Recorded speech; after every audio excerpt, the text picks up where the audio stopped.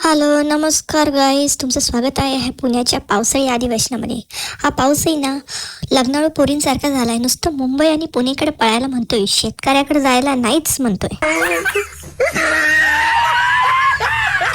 बाहेर पाऊस 3 दिवसापासून येड्यावानी करतोय आणि त्यामुळे सगळे घरात मोडल्यामुळे आमचे घरातले लोक येड्यावानी करतील. इतक्या वर्षापासून आमचा हा बाबा कोणत्या प्रकारचा व्यायाम करतोय हे मला आजपर्यंत कळलं नाही. तुम्हाला कळलं तर नक्की सांगा.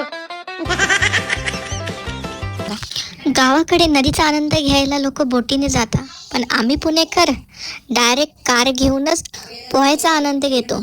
आम्हा पुणेकरांचा नादच लय बेकार.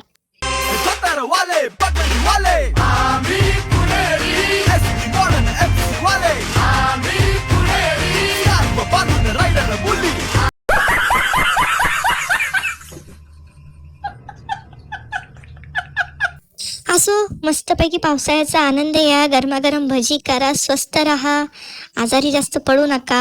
आजारी जर पडले तर तुमच्या डोक्याला ताप व्हायचं, सगळेजण घरातच राहणार आणि डोक्याचे केस गायब होणार. सो मस्त राहा, स्वस्त राहा, आनंदी राहा.